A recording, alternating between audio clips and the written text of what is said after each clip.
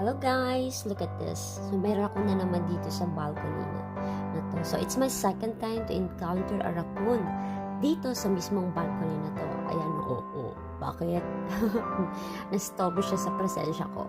So, panoorin natin kung ano yung gagawin muli ng raccoon na ito. At mukhang na-distract siya sa akin. Hello, anong ginagawa mo dyan?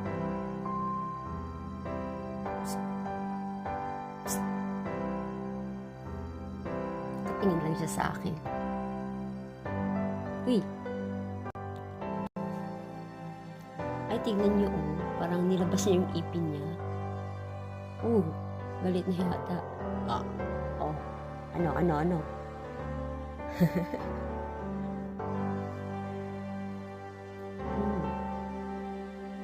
Ba? Nag-stretching at nag-yawning. Di ba? Anong plano mong gawin?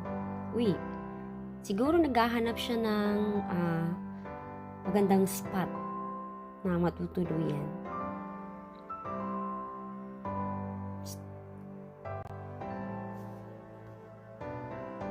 Okay? Kamot ng kamot.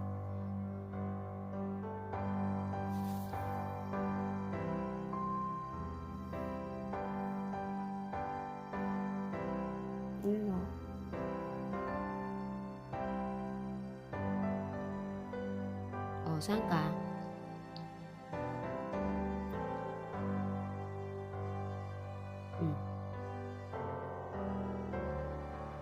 Hindi siya mapakali. Buntis nga siguro ito kasi laki ng tiyan eh.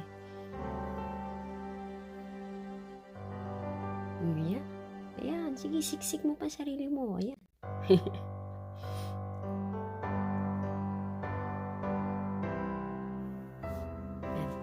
Siya sa kabila. Bakit ka nag-stop? Baka nagtago? Ayan, bumalik. Hey guys, panoorin natin kung ano yung ginagawa or ano yung gagawin ng raccoon na ito.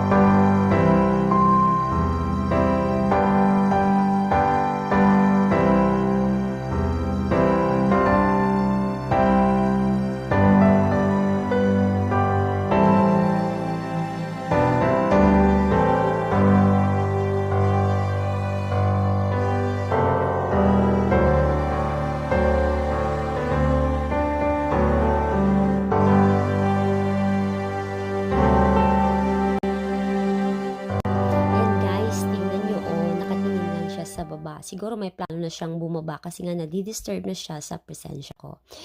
Ayan, so hayaan na lang muna natin siya dyan. So I hope na nag-enjoy kayo sa panonood sa raccoon dito sa aming balcony. Hanggang sa muli, bye-bye!